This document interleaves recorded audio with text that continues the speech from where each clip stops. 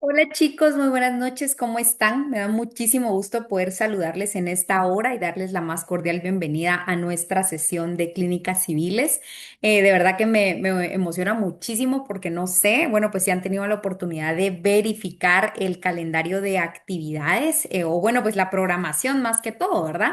Pero estamos ya en nuestras últimas sesiones de clínicas civiles. Es más, bueno, pues vamos en orden. Bueno, vamos en orden primero para no aturdirlos con tanta información. Pero primero que nada, pues darles la más cordial bienvenida a esta reincorporación. Sé que venimos de una semana de descanso, probablemente algunos, otros pues no pudieron desconectarse del todo de sus responsabilidades laborales, pero espero, bueno, pues se hayan podido tomar un momento para convivir en familia o con sus cercanos, ¿no?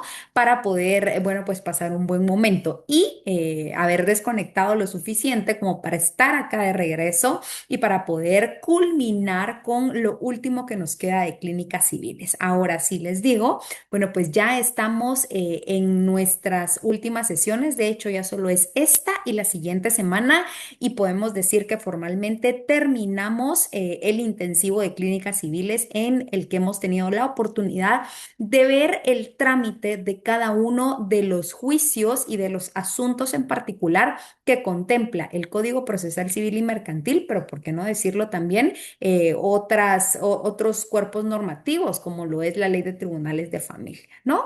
Entonces, bueno, pues ya es lo último, así que voy a requerir un poquito más de ustedes, un poquito más de compromiso, un poquito más de paciencia para estar presente en cada una de estas sesiones y poder culminarlas de la forma en la que está programado. De hecho, esto me lleva al siguiente punto. Para esta semana tenemos programada la entrega del prontuario que oportunamente pues se les solicitó. De hecho, les escribí por allí la entrega ay, en el documento, la entrega en el documento está enlistada para el 10 de abril. Sin embargo, bueno, pues considerando que algunas personas ya lo tienen listo, que necesitan organizarse, voy a habilitar el espacio. De hecho, voy a comunicarme con la oficina de la universidad para que ustedes puedan entregar su prontuario a partir del día jueves, ¿ok? Entonces van a tener jueves 9 y viernes 10 para entregar el trabajo respectivo. Por allí les coloqué las indicaciones también. No necesito que ustedes incurran en gastos. A mí me basta, primero, con que vaya debidamente identificado, me basta con que vaya en el folder del color que les indiqué en el grupo respectivo y, por supuesto, yo lo que voy a ponderar va a ser el contenido. Ya si ustedes lo quieren empastar, qué sé yo, encuadernar o lo que quieran, por supuesto que también pueden hacerlo, ¿no? Pero a mí me basta con que sea en un folder y bueno, pues las personas que no se encuentran cerca, que no se encuentran en la circunscripción municipal ni en municipios aledaños, entonces pueden empezar a considerar ya la forma en la que van a hacer llegar su trabajo respectivo a la oficina de la universidad. Bien, dicho esto, solo quiero. Permítanme, voy a proyectar mi calendario para ver exactamente cuándo es nuestra última sesión y también empezar a verificar la fecha de la evaluación final.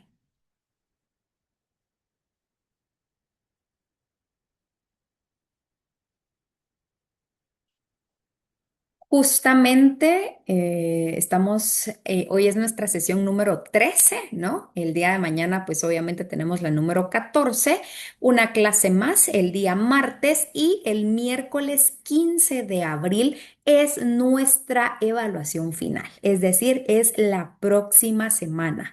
Así que, bueno, pues si ustedes quieren, ya no cuenten la sesión de esta noche y solamente nos quedan dos sesiones para poder reunirnos y el miércoles es su evaluación final.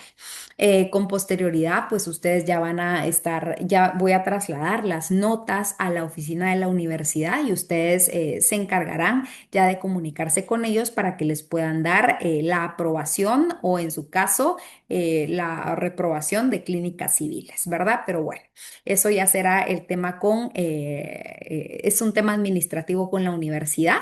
Entonces, mi tarea es realmente tratar de trasladar las notas lo más pronto posible. Yo por eso programé la entrega del prontuario de esta forma, jueves y viernes, para tomarme justamente el fin de semana y poder revisar cada uno de los mismos. No son solamente ustedes, sino que también tengo otro grupo. Entonces, sí voy a necesitar tiempo. Pero oficialmente clínicas civiles las culminamos la siguiente semana.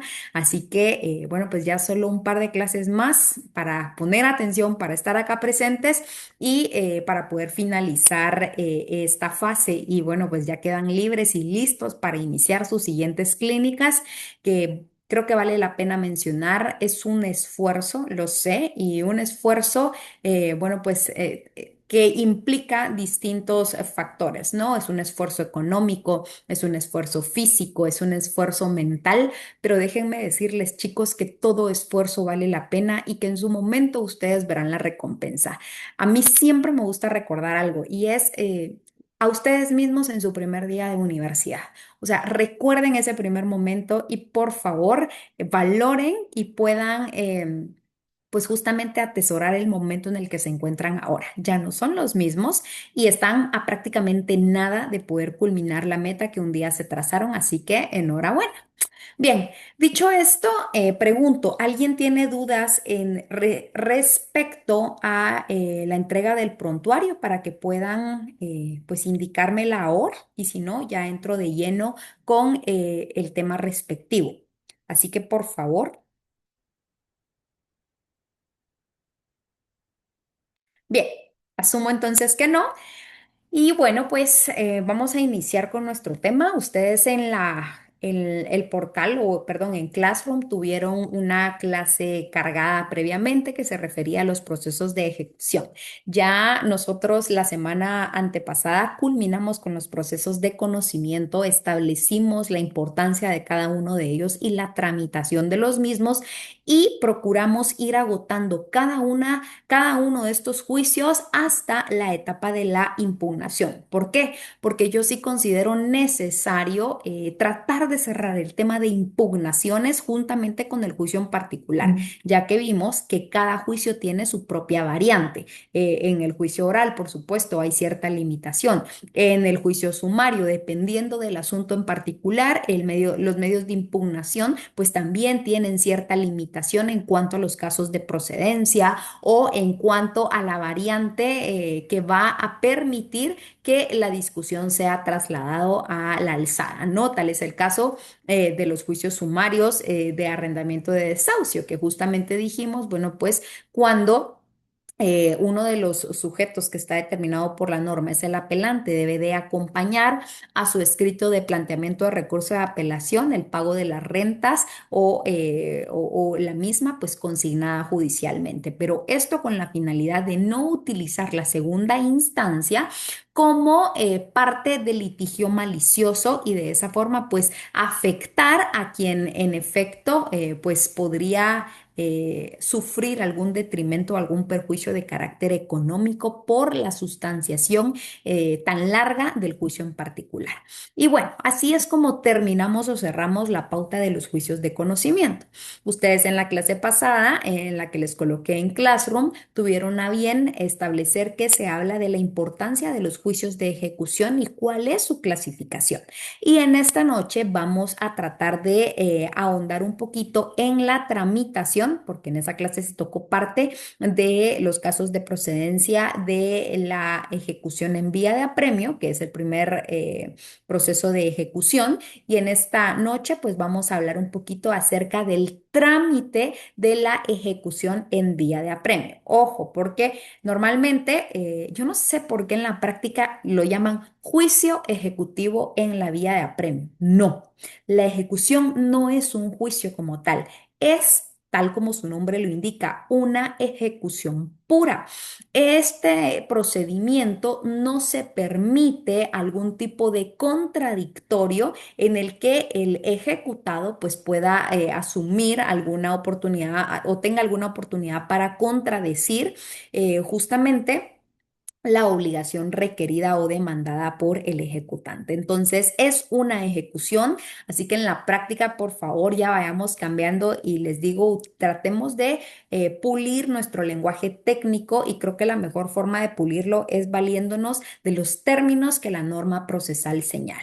En este caso, bueno, pues normalmente también decimos la demanda y está bien dicho, pero recordemos que es el escrito inicial de demanda, ¿ok? Entonces, vamos a tener que ir mejorando, pero eso será en la medida en la que nosotros vayamos también procurando leer y adoptar tecnicismos que nos proporciona nuestro Código Procesal Civil y Mercantil. Bien. Dicho esto, en este momento voy a proceder a proyectarles.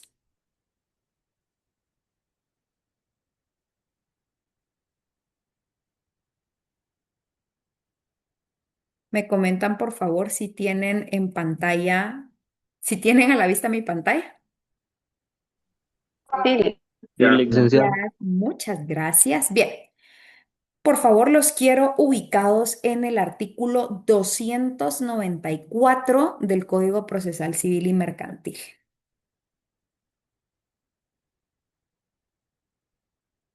Solo permítanme un segundo. Bien. Artículo 294 del Procesal Civil y Mercantil es el que regula los casos de procedencia, solo que inicialmente me encanta poder siempre hacerles esta referencia. Estamos ubicados en el libro tercero que nos habla de los procesos de ejecución. Ok, primer proceso de ejecución regulado en el título primero y es justamente la vía de apremio, ¿ok? Entonces, ese es el primer proceso de ejecución que está contemplado en el libro tercero. Y posterior a ello, solo me voy a adelantar un poquito, en ese libro tercero también tenemos,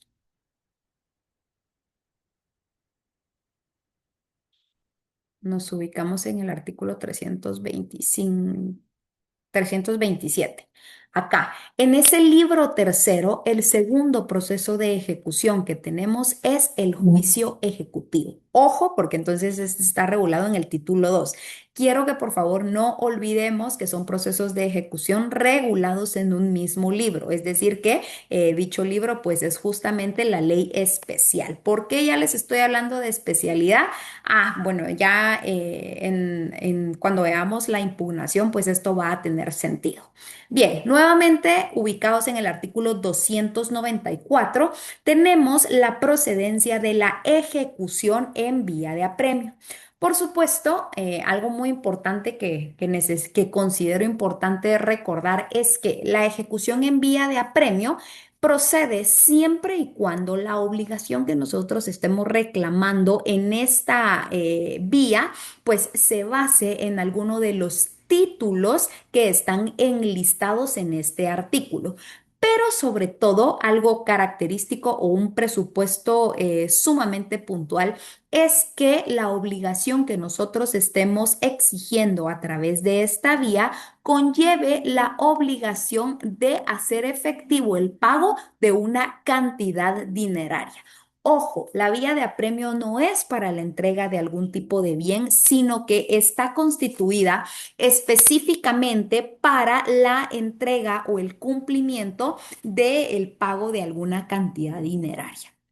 Y dicho esto, entonces, bueno, esta cantidad de dinero que estamos buscando se haga efectiva en esta ejecución, tiene dos características o presupuestos esenciales que van a marcar la viabilidad de la ejecución que estoy promoviendo. Y primero es que la cantidad que exijo sea líquida.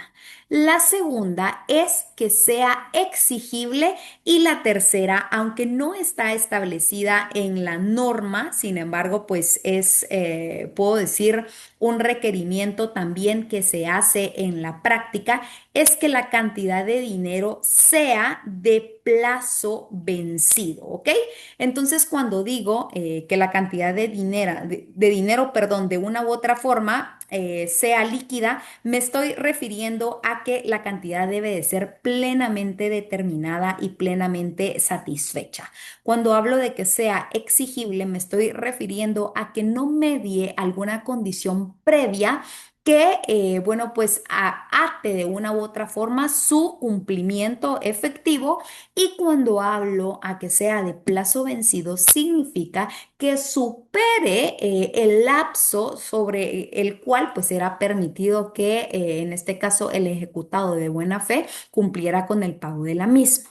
Ahora bien, ¿qué tipos de títulos puedo hacer efectivos en esta vía, en este proceso de ejecución? Bueno, pues inicialmente tengo que puedo valer como título ejecutivo en la ejecución en vía de apremio toda sentencia pasada en autoridad de cosa juzgada. Esto conlleva entonces a que sean sentencias firmes que probablemente pues fueron emitidas en cualquier otro juicio o procedimiento, pero siempre y cuando ya no admitan recurso alguno que pueda cambiar lo decidido en este tipo de resolución. Y para poder comprender un poquito mejor o para poder ilustrarnos un poco mejor a qué me refiero con sentencia pasada en autoridad de cosa juzgada, creo que conviene muchísimo que ustedes hagan la referencia a los artículos 153 y 155 de la ley del organismo judicial. El 153 nos dice que son sentencias ejecutoriadas aquellas que enlista, es decir, las sentencias que han sido consentidas por las partes, aquellas sentencias contra las cuales ya no se interpuso ningún tipo de recurso, algún tipo de casación, entre otras cuestiones, ¿no? Entonces, el artículo 153 nos ilustra cuáles son las sentencias ejecutoriadas. Y el artículo 155 establece expresamente que hay cosa juzgada cuando la sentencia es ejecutoriada, es decir, cuando aquella resolución final dictada en algún expediente ya se encuentre dentro de los presupuestos que contempla el artículo 153. En este caso, cuando una sentencia es emitida dentro de algún proceso y bueno, pues definitivamente ya se agotaron toda la segunda instancia e incluso pues se hizo uso del recurso extraordinario de la casación y no se cambió el fondo del asunto, perdón, el fondo de lo decidido, entonces contra esa sentencia ya no cabe ningún otro tipo de recurso que vaya a modificar lo decidido en ella. Así que cuando la sentencia ya ha pasado en autoridad de cosa juzgada, esta adquiere la característica de constituirse como título suficiente para exigir el cumplimiento de la obligación contenida en ella en este procedimiento. Además de eso, también el artículo 294 pues contempla el laudo arbitral siempre y cuando no tenga pendiente de tramitación de recurso de casación. Quiero comentarles ciertas circunstancias. Veamos primero el año en el cual fue emitido el Código Procesal Civil y Mercantil. Y lamentablemente el Código Procesal Civil y Mercantil es uno de los cuerpos normativos muy o supremamente importantes en nuestro ordenamiento jurídico, pero también el más olvidado. Han sido pocas las reformas de las cuales ha sido objeto. Entonces, el artículo 294 todavía contempla ciertos casos de procedencia, pero déjenme comentarles que hay cuerpos normativos que ya regulan específicamente el trámite de la ejecución sobre algunos de los asuntos dispuestos en estos numerales. Tal es el caso del laudo arbitral. Ya existe la ley de arbitraje y en la ley de arbitraje pues se contempla el proceso de ejecución del laudo arbitral. Solo, chicos, me permiten un segundo, por favor. Gracias.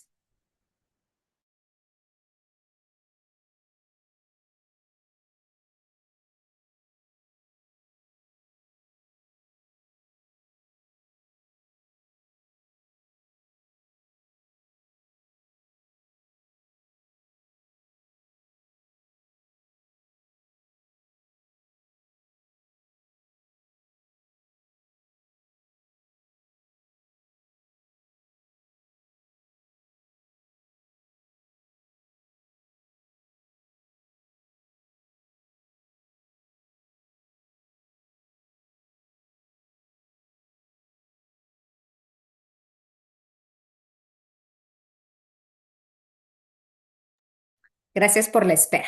Bien, entonces les decía, el laudo arbitral, pues sabemos muy bien que es emitida por un tribunal de arbitraje y tiene los efectos legales de una sentencia emitida en un procedimiento en específico. Pero ya contamos con la ley de arbitraje, entonces en esa ley se regula el procedimiento de ejecución del laudo arbitral. También tenemos los denominados créditos hipotecarios y los bonos o cédulas hipotecarias y sus cupones. Bueno, definitivamente son documentos que son emitidos por entidades bancarias y que por supuesto también deben de sujetarse a lo contemplado en la ley de bancos, ¿no? Y tenemos también los créditos prendarios, que es el numeral 5, pero los créditos prendarios también se sujetan a la ley de garantías mobiliarias. Entonces, prácticamente estamos viendo que los numerales 2, 3, 4 y 5 se sujetan al procedimiento de ejecución que contempla la norma específica que aborda estos asuntos. Ay, nuevamente me disculpo, chicos.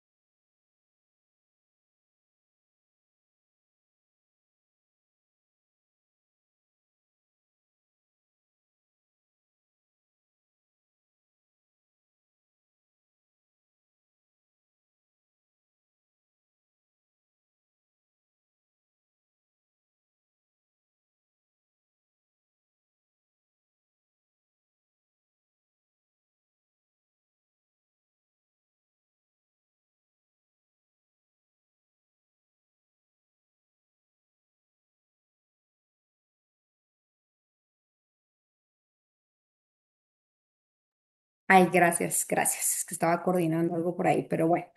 Entonces les decía, del 2 al 5 prácticamente se sujetan a su ley especial. Y por último, tenemos la transacción celebrada en escritura pública. Bueno, pues son prácticamente los acuerdos particulares a los que llegan dos o más sujetos, siempre que lo hagan constar en un instrumento público que también adquiere la fuerza o el carácter de constituirse como título ejecutivo, lo que implica entonces que lo pactado o negociado en este tipo de instrumento puede ser exigible en la vía judicial, sobre todo en este tipo de procedimiento.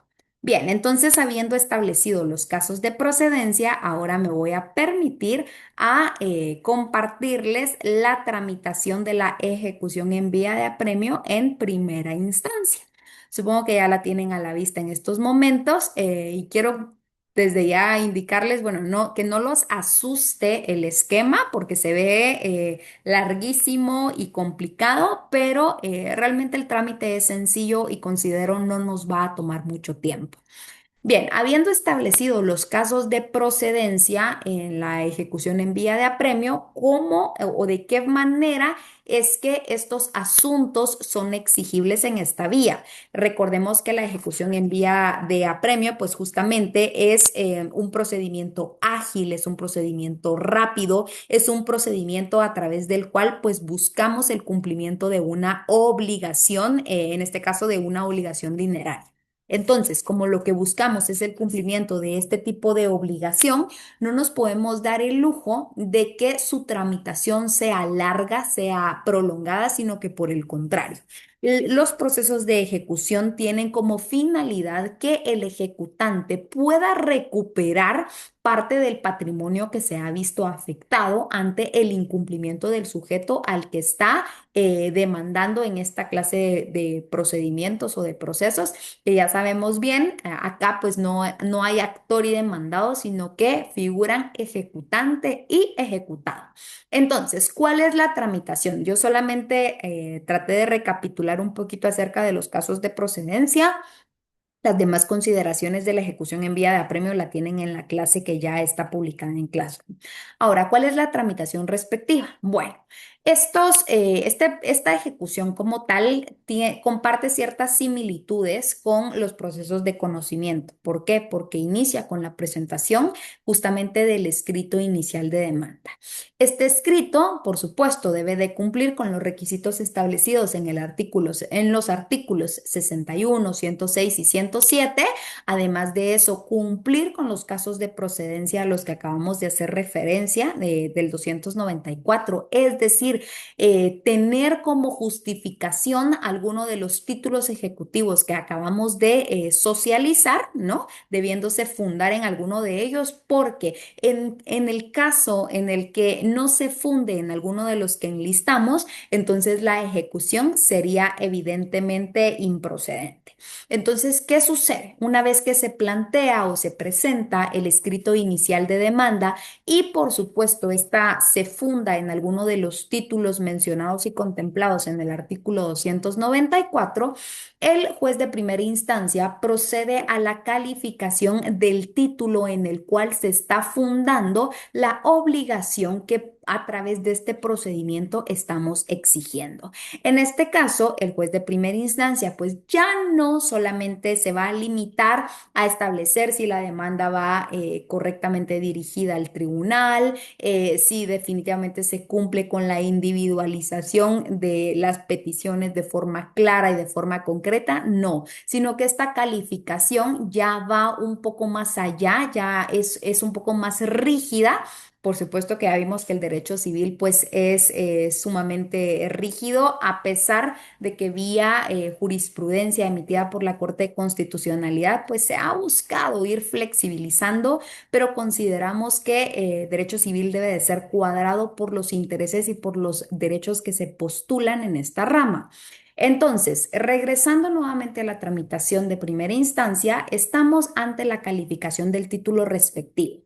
Así que el juez determinará primero, bueno, hay cumplimiento de el artículo 61, 106 y 107. Perfecto.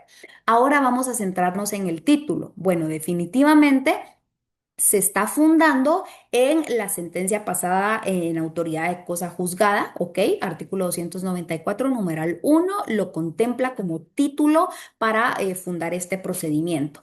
Pero además de eso, inicié indicándoles que hay tres presupuestos que deben de observarse. Primero, que ese título ejecutivo conlleve la obligación de cumplir con alguna cantidad dineraria que se está exigiendo. Pero además de eso, se debe de determinar que esa cantidad de dinero que se exige también sea líquida, que sea exigible y que sea de plazo vencido. Es decir, que esté plenamente determinada, que no haya lugar a dudas del monto que se está reclamando en contra del ejecutado.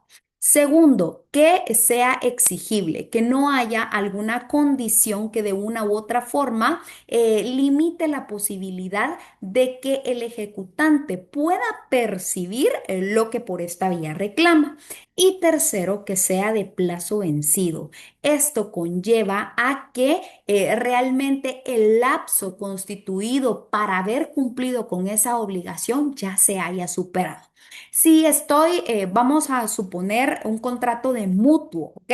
Ya sabemos que son aquellos en los que realmente figura el mal llamado préstamo, ¿no? Pero lo correcto es el contrato de mutuo. Y si por el contrato de mutuo, pues la cantidad mutuada fue de 20,000 quetzales para un plazo de 3 meses, ¿no? De acuerdo a los montos establecidos a ser efectivos en este plazo, bueno, pues seguramente el contrato de mutuo lo celebramos hoy, así que 7 de abril, 7 de mayo, junio y julio. El 7 de julio vence el plazo para el cual yo puedo realmente cumplir con el pago de la cantidad mutuada en los términos pactados, ¿no? Pero ¿qué pasa? Dijimos abril, mayo, junio, julio. Si para el 8 de julio realmente yo no he cancelado, no he cumplido con la obligación de hacer efectivo el pago de esa cantidad dineraria, entonces el ejecutante puede pues exigir el cumplimiento de la obligación a través de esta ejecución. Ahora bien, ¿Qué pasaría si el ejecutante busca el reclamo de la obligación, en este caso, el 1 de julio? ¿Ok? Bueno, para ese momento la cantidad aún no es de plazo vencido. ¿Por qué? Porque el lapso que se le está dando para el cumplimiento de aquella obligación vence el 7 de julio. Por lo tanto, no podemos exigir en esta vía antes de el tiempo sobre el cual pues fue constituido el cumplimiento de la obligación. Agustín, adelante. Perdone, licenciada, voy a dejar abierta la clase, solo que están pidiendo apoyo los muchachos. Disculpe, licenciada. No hay ningún problema, Agustín. Adelante con su labor. Bien. Regresó nuevamente, entonces les decía, esa es la importancia de determinar que la cantidad pues sea de plazo vencido, ¿no? Pero además de eso, también el juez debe de determinar que aquel título ejecutivo posea fuerza ejecutiva. Y para hablar de la fuerza ejecutiva, nos vamos al artículo 296 que nos dice, los títulos expresados anteriormente pierden su fuerza ejecutiva, ojo porque acá vamos a tener dos plazos. Primero me dice a los 5 años si la obligación es simple y pierde su fuerza ejecutiva a los 10 años si hubiere prenda o hipoteca. Ah, ya subrayé mal por acá. Em, vuelvo a subrayar mal, pero bueno, ustedes ya, por favor, subrayan correctamente, pero me dice a los 10 años si hubiere prenda o hipoteca. Ojo, entonces acá el juez tiene que determinar si la obligación pues conlleva algún tipo de garantía, porque en caso de no tenerla, definitivamente aquel título pierde su fuerza ejecutiva en 5 años. Pasado este tiempo, ya no va a poder utilizarse para demandar el cumplimiento de una obligación, es decir, prescribirá el derecho. Y en caso de que cuenten con garantía constituida, ya sea esta, perdón, prendaria o hipotecaria, entonces la fuerza ejecutiva se perderá transcurridos 10 años. Entonces, ¿qué hace? Bueno, el juez ya determina el título, determina que la cantidad de dinero sea líquida, exigible, de plazo vencido y determinará si la obligación es simple o si conlleva algún tipo de garantía hipotecaria o prendaria para determinar la fuerza ejecutiva de ese título. Ahora, al momento de que el juez realiza la calificación del título, tiene dos opciones. Primero, determinar el incumplimiento de alguno de los requisitos a los que hemos hecho referencia, en cuyo caso deberá de emitir un auto en el que establezca la no admisión de la ejecución en vía de apremio. Y me podrán decir, bueno, pero ¿por qué un auto si en los procesos de conocimiento establecimos que el rechazo de la demanda es a través de un decreto? Ah, bueno. En la ejecución en vía de apremio necesariamente tiene que ser un auto y acá me voy a adelantar al artículo 325 del Código Procesal Civil y Mercantil. Y me voy justamente acá, a los recursos. No pongamos atención a que dice recursos porque todavía no les estoy explicando la impugnación en esta ejecución, sino que quiero que determinemos algo. Me dice, bueno, la apelación procede en contra del auto que no admita la vía de apremio. Ojo, la norma específicamente está diciendo que la no admisión, es decir, regreso a mi esquema y estoy acá. Bueno, calificaron mi título, ¿ok? Calificaron mi título. Incumple con algunos de los requisitos y el juez definitivamente no va a admitir a trámite la ejecución, pero lo hará constar en un decreto o en un auto. Ah, bueno, por la forma en la que está redactada, la norma contenida en el artículo 325 me dice que la no admisión debe de constar en un auto y en cuyo caso, una vez que ha sido pues redactado y notificado al ejecutante, pues este podrá plantear recurso de apelación porque así lo plantea el artículo 325. Pero ese trámite lo veremos el día de mañana, ¿ok? En este caso solo quiero que ustedes se centren en las dos opciones. Opción uno, ante el incumplimiento de requisitos. o en caso de no ser suficiente el título, el juez puede no admitir a trámite la ejecución y lo hará constar en un auto. Segundo caso, bueno, pues que el juez determine el cumplimiento de cada uno de los requisitos a los que hicimos referencia, en cuyo caso deberá de emitir la primera resolución que en la ejecución en vía de apremio es el mandamiento de ejecución. En esta primera resolución que el juez emite, libra mandamiento de ejecución y ordena el requerimiento de pago y el embargo de bienes en dado caso los hubiera. Se dan cuenta cómo acá, a diferencia de los procesos de conocimiento, y se los dije, por eso la ejecución en vía de apremio no es un juicio, porque acá no hay emplazamiento, no hay oportunidad para que el ejecutado, pues de una u otra forma, se pueda manifestar su negativa ante el reclamo que está siendo entablado en su contra, sino que al contrario, aquellos títulos ejecutivos tienen que ser suficientes como para respaldarse a sí mismos y a la obligación cuyo cumplimiento espero a través de la ejecución. Entonces, aquella primera resolución, una vez llevada a cabo la calificación y estableciendo que la obligación es real, pues entonces se entiende que hay que requerir el pago de la cantidad dineraria que el ejecutante está promoviendo a través de este procedimiento. Además de eso, bueno, pues si en dado caso no se procede con el pago respectivo al momento de notificarse la ejecución, de realizarse el requerimiento de pago, también hay que ordenar pues el trabar el embargo en los bienes que posea el ejecutado. Ahora bien, acá ustedes tienen un llamado en ese tercer cuadro porque puede haber una cuestión por allí.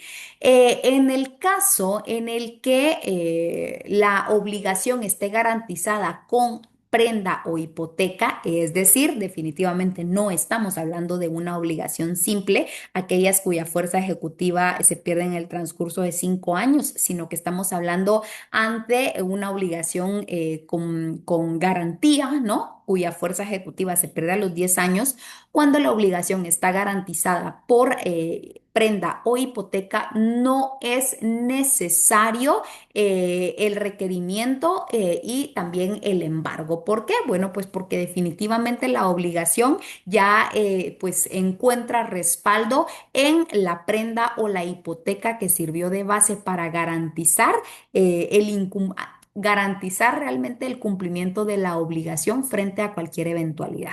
Pero bueno, regresemos al curso normal de la ejecución en vía de apremio. Vamos a suponer que estamos ante una obligación simple, es decir, no garantizada con prenda o hipoteca. Bien, entonces, en cuyo caso es necesario que el juez libre mandamiento de ejecución requiera de pago y también ordene el embargo de los bienes respectivos.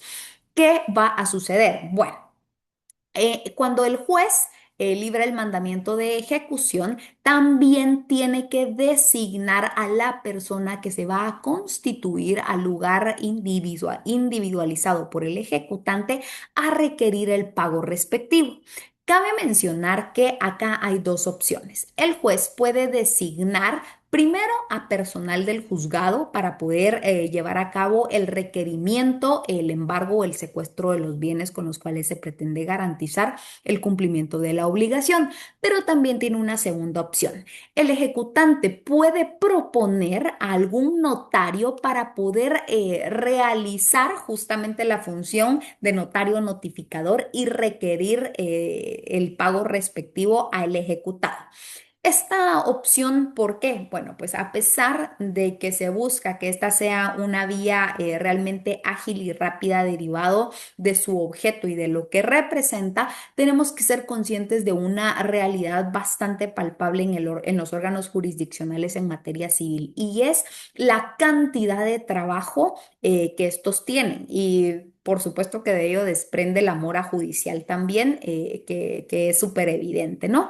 Entonces, con la finalidad de acelerar un poquito este trámite y de desahogar también al personal del juzgado para poder pues llevar a cabo esta tarea, porque miren, otra cuestión es que muchas veces el personal de los, sobre todo los notificadores de los órganos jurisdiccionales, yo no sé qué pasa, pero nunca encuentran las direcciones específicas. Entonces, esta es otra opción que la norma pone a nuestro alcance y que yo les digo, aprovéchenla y propónganle al juez algún notario para poder realizar el requerimiento de pago y proceder con el requerimiento de embargo o secuestro. Pero bueno, el juez entonces designa a quien corresponda para proceder con esta diligencia.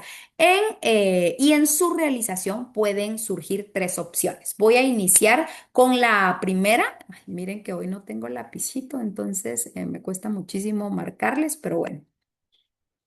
Vamos a iniciar con el primer cuadrito, ¿no? Con el primer caso. Bueno, una vez que el personal se constituya para el requerimiento de pago, puede suceder la primera cuestión. Primero, el deudor realiza el pago. Ojo, porque acá tampoco estamos esperando que el notificador me lleve una notificación y me indique que hay una ejecución promovida en mi contra. No, el requerimiento de pago hace las veces de la notificación, así que a partir del momento en el que notificador o notario se constituya a requerirle a usted el requerimiento de pago por la obligación que ha dejado de cumplir, en ese momento usted se está dando por notificado y puede primero realizar el pago en ese mismo momento, en cuyo caso pues se hace constar en autos, el ejecutado entrega la suma satisfecha al ejecutante y a partir de ese momento se da por terminado el procedimiento entablado. Ya no hay mayor cuestión que ni siquiera discutir, sino que realizar. ¿Por qué? Porque en ese momento se está cumpliendo con la obligación pretendida. Ahí sí que no puso mayor reparo, tenía los 20.000 quetzales en ese momento que se le estaba requiriendo por esta vía, procedió a entregar el pago requerido por el notario o el notificador, se levanta el acta respectiva y se acabó el procedimiento. Bien. Segunda opción, ya me voy entonces a mi segundo cuadrito y es la ausencia del deudor. Ok, notario o notificador se constituyeron al lugar, pero hay ausencia del deudor, en cuyo caso, primer extremo, este no se encuentra, ¿no? Entonces, si no se encuentra, el requerimiento y el embargo se puede realizar por cédula de notificación. Procede entonces a fijarse y a trabarse el embargo respectivo. Segundo extremo, bueno, pues que se ignore el paradero del deudor.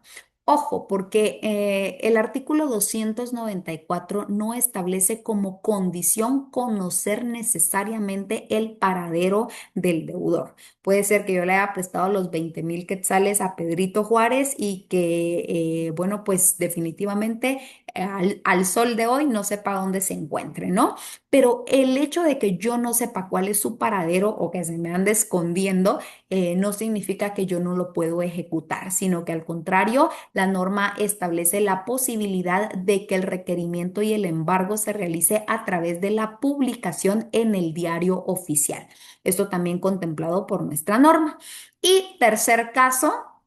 Bueno, que vamos a suponer es el normal, ¿no? El deudor no realiza el pago ante el requerimiento oportunamente constituido. Solo me dan un segundo que se me está descargando mi equipo y no me quiero quedar a medias. Permítanme, por favor.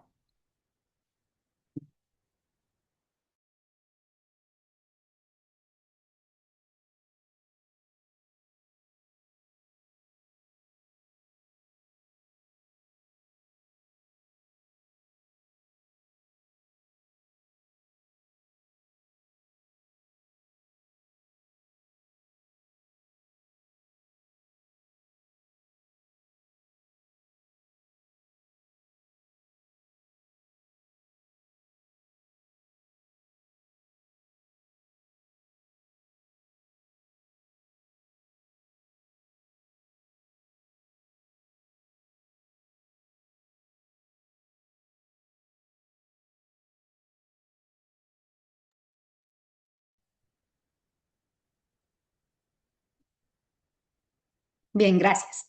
Ok, les decía entonces el tercer caso, que es el más común, realmente es que el deudor no realice el pago Y bueno, pues ante esto, el ejecutor procederá a practicar el embargo, es decir, bueno, me constituí, requerí el pago de los 20.000 quetzales, no tenía el dinero en el bolsillo para hacer efectivo el cumplimiento de la obligación. Entonces, como el juez también, bueno, pues no solo ordenó el requerimiento de pago, sino también el embargo de bienes, en ese momento, el ministro ejecutor procede a practicar el embargo y además de eso, pues establece el 10% para la liquidación de las costas. El fundamento de derecho, pues está comprendido en varios artículos que ustedes tienen enumerado en ese recuadro y que voy a pedir que con posterioridad y con más calma y tiempo puedan darle lectura a los mismos. Entonces, también cuando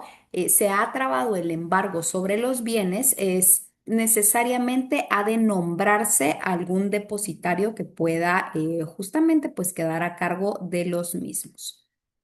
Justo acá. Bueno. Regreso nuevamente a mi esquema y bueno, pues, ¿qué pasa? Ahora sí. Bien, entonces estas eran las tres circunstancias que podían valerse, que pueden suceder al momento de requerir de pago al deudor o también llamado ejecutado. Cabe mencionar también que desde el momento en el que se requiera de pago, en este caso, el deudor tiene la oportunidad de plantear su oposición o el planteamiento de excepciones dentro de los 3 días siguientes de ser requerido o notificado justamente del requerimiento de pago. Es decir, que si hoy 7 de abril se constituyó el ministro ejecutor a requerirme de pago y definitivamente pues yo no tenía la suma en ese momento o peor aún, la tenía, pero definitivamente esa obligación dineraria yo oportunamente la cumplí, así que no voy a volver a realmente duplicar ese pago, ¿no? Entonces, obviamente no voy a hacer la entrega de la cantidad dineraria al ministro ejecutor, pero sé que tengo, a partir de hoy, 7 de abril, que fui requerida de pago por el ministro ejecutor, tengo el plazo de 3 días para proceder a plantear mi oposición ante el órgano jurisdiccional de primera instancia y por supuesto plantear las excepciones que considere pertinentes, pero ojo. Estas excepciones no tienen, el planteamiento de excepciones no tiene la misma libertad que en los juicios de conocimiento. Es decir, no puedo plantear la excepción que a mí se me ocurra, no voy a plantear una demanda defectuosa porque no estaba bien dirigido al órgano jurisdiccional, no, sino que al contrario, las excepciones que me son permitidas en la ejecución de vía de apremio son aquellas que busquen destruir la eficacia del título y que por supuesto puedan fundarse en prueba documental. ¿Qué quiero decir? Bueno, definitivamente la obligación constituida o adquirida por 20.000 quetzales, yo ya la pagué oportunamente dentro de los 3 meses pactados, así que no estoy de acuerdo con que se me esté requiriendo de pago, tachando de incumplimiento de aquella obligación. Cuando consta que, bueno, pues yo tengo los depósitos respectivos, así que ¿qué voy a plantear? Bueno, una excepción que destruya la eficacia de aquel título, porque el título se tiene, por cierto, cumplió con los requisitos y definitivamente la obligación es advertible, ¿no? Entonces, ¿qué tengo que hacer? Bueno, pues plantear una excepción que destruya la eficacia de aquel título. Y una excepción puede ser la excepción de pago, pero la excepción de pago la tengo que justificar con prueba documental. Entonces puedo acompañar a el planteamiento de la excepción de pago ahí sí que copia de los depósitos o de estados de cuenta, etcétera, algo que pueda, la emisión de cheques, también algo que pueda ilustrarle al juez que oportunamente yo ya cumplí con la obligación que nuevamente se está volviendo a exigir. Se requiere que ésta se funde en prueba documental. ¿Por qué? Porque el trámite de las excepciones van a ser justamente en la vía incidental. Recordemos el famoso 283, ¿no? Bien. Ahora, en el caso entonces de que la excepción probablemente haya sido declarada sin lugar o peor aún, que no haya oposición y que únicamente pues nos quedamos en el requerimiento de pago, no pagó, se trabó el embargo respectivo sobre los bienes que tenga a su disposición. Entonces, ¿cuál es el siguiente paso? Bueno, pasamos a la tasación de los bienes embargados. ¿Y qué es la tasación de los bienes embargados? Es simple y sencillamente la evaluación que se hace sobre los bienes en cuyo caso pues pesa el embargo respectivo. Esto, por supuesto, voy a regresar acá al 312 y justamente quiero que a la parte del 312, primero ustedes leamos, y dice, practicado el embargo, se procede a la tasación de los bienes embargados. Esta diligencia se efectuará por expertos de nombramiento del juez, quien designará uno solo, si fuere posible, o varios, si hubiere que evaluar bienes de distinta clase o en diferentes lugares. Ojo acá porque dice por expertos de nombramiento del juez. ¿Quiénes son esos expertos? Son los valuadores autorizados, aquellos que realmente van a dar un estimado respecto del valor de los bienes embargados. Y una vez que ya se ha fijado técnicamente el valor de los bienes embargados y bueno, establecer si cumplen o no la totalidad de la obligación que se está requiriendo por esta vía, se proceden a fijar las bases del remate y se ordena la venta. Cuando hablamos de remate, estamos hablando a fijar las bases de la subasta pública de los bienes embargados con la finalidad entonces de poder cubrir, en este caso, el monto de la deuda, pero también, vámonos al cuadro de arriba, también a cubrir el 10% para la liquidación de costas a los que oportunamente hicimos referencia. Entonces, se proceden a fijar las bases que van a permitir la subasta pública de aquellos bienes y, por supuesto, también se va a ordenar la venta respectiva de los mismos. Ojo, porque tampoco es de, bueno, el juez para mañana va a programar la subasta pública, no, sino que la subasta pública también debe de cumplir con ciertos requisitos, tales como el ser anunciada por lo menos 3 meses antes de la fecha programada en el diario oficial y por supuesto en otro de mayor circulación, ¿no? Y también esta venta pública debe de anunciarse por los edictos que se fijan en los estrados del tribunal. Ojo, porque el término para poder llevar a cabo esta situación debe de ser dentro de un término no menor de 15 días y necesariamente debe de publicarse las bases de la subasta para poder proceder a ella. Una vez bueno, pues se publica o se hace la publicación en el diario oficial y se inician con estas y se fijan también en los estrados del tribunal en un término no menor de 15 días, pues también en esos anuncios debe de constar el día y la hora, es decir, la programación del remate de la subasta pública que debe de realizarse, reitero, en un término no menor de 15 días, pero tampoco mayor de 30 días, ¿no? Una vez que han finalizado las publicaciones respectivas. Y bueno, pues llegado el día y el momento del remate, es decir, de la subasta pública de los bienes sobre los cuales recayó el embargo, el pregonero del juzgado, que en este caso pues recae en el comisario, anuncia la venta o la subasta pública de los bienes embargados, ¿no? Y también va anunciando, presentando las posturas que se vayan suscitando en la medida que iba a decir actividad, pero que realmente pues esa programación vaya avanzando, ¿no? Y además pues estos bienes se van a ir adjudicando, por supuesto, al mejor postor. Esto con la finalidad, insisto, de recuperar el monto de la obligación que está siendo requerido. Ojo porque puede haber otra cuestión. Acá, llegado el día y hora del remate. Puede suceder que no hayan postores. Entonces, bueno, pues que no se presente ningún sujeto interesado a adquirir los bienes embargados. En ese caso, se procede a señalar una nueva audiencia, ¿no? Por el menor del 70% del precio, ¿no? Y así se va a ir bajando un 10% cada vez, siempre y cuando pues no hayan interesados en la adquisición de los bienes embargados, ¿no? También cabe mencionar que el ejecutante tiene la posibilidad de que los bienes embargados se le puedan adjudicar como pago, o como compensación realmente por el incumplimiento de la obligación. Puede cobrarse con los mismos bienes embargados. Bien, esta era una variante o una circunstancia que puede suceder en el remate. Ahora bien, ¿qué pasa? Bueno, pues una vez que se ha llevado a cabo, que hay interesados, que definitivamente estos establecieron diversas ofertas y bueno, pues se adjudicaron los bienes al mejor postor. En ese caso se ha de levantar necesariamente el acta firmada por el juez, también por el secretario y por las partes que se constituyeron a el acto del remate, ¿no?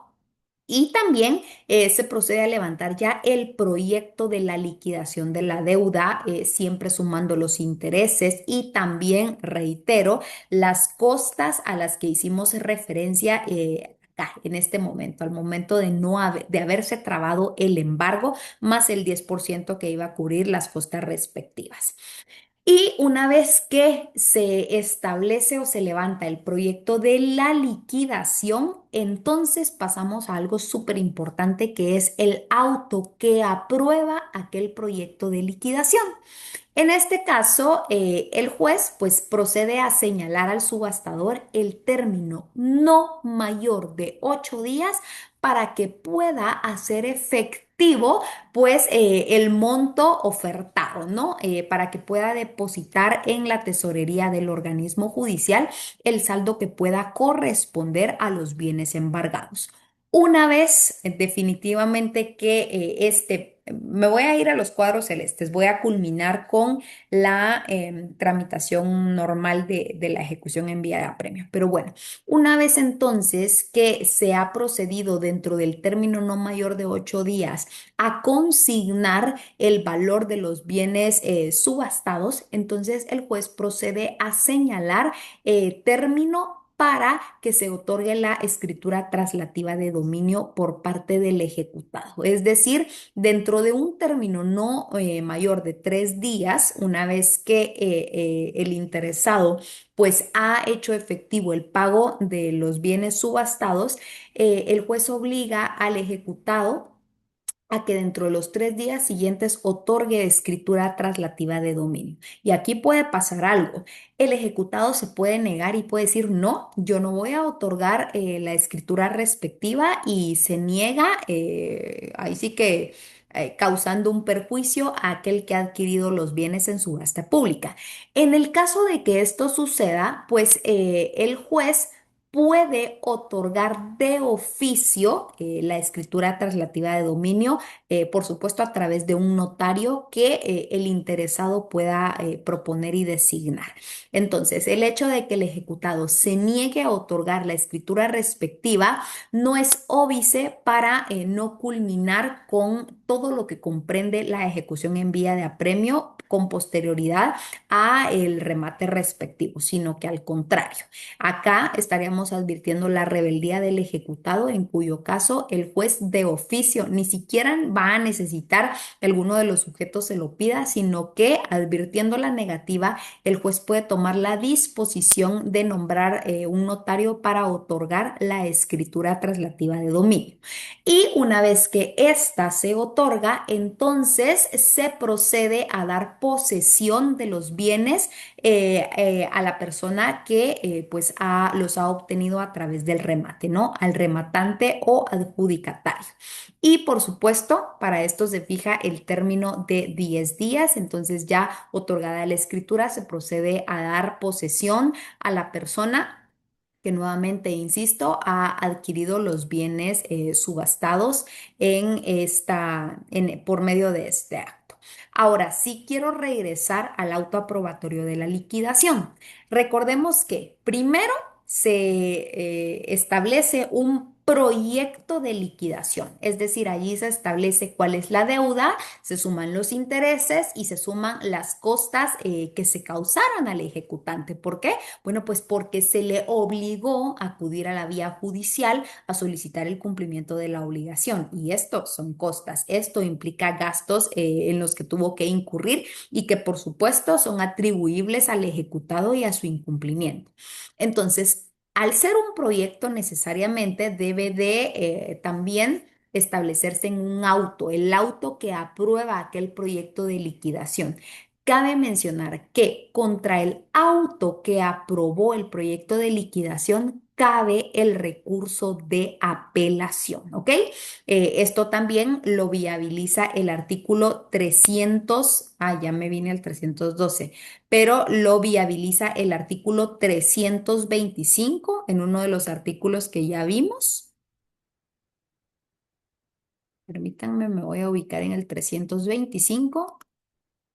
¿Qué me dice recursos? Bueno, hasta hace un momento vimos que era apelable el auto que no admita la vía de apremio y también ustedes pónganle ahí número 2 y contra el que apruebe la liquidación. O sea, vean exactamente en el esquema de la tramitación de primera instancia en qué momentos puedo plantear el recurso de apelación, o mejor dicho, ni siquiera en qué momentos, sino contra qué actuaciones puedo plantear el recurso de apelación. Acá es el número 1, ¿ok? Ante la no admisión de la vía de apremio y también contra el auto.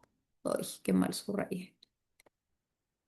Y también contra el auto que aprueba la liquidación, ¿ok?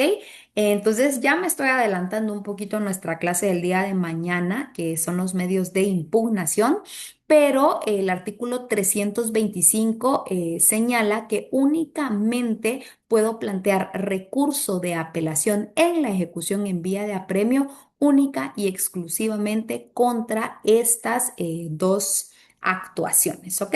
Entonces, de esta forma es que culmina la tramitación de la ejecución en la vía de apremio. ¿Se acuerdan que por eso les dije, ok, el sistema es enorme, pero creo que no nos debemos de asustar? Pregunto, ¿tienen alguna duda respecto a la tramitación de la ejecución en vía de apremio en primera instancia?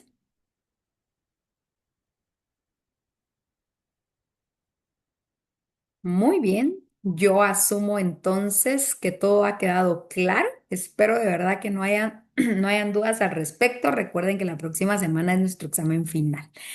Bien, chicos, entonces para esta noche yo solamente tenía programado justamente poder ahondar un poquito o ahondar con el trámite de la ejecución en vía de apremio. El día de mañana, si esta clase fue rápida, la de mañana pues va a ser todavía más rápida porque vamos a ver la impugnación. Hasta pensé en darles la impugnación ahorita, pero no, mejor la guardamos para el día de mañana. Así les doy el espacio suficiente también para que ustedes puedan avanzar para quienes aún no han culminado con su prontuario.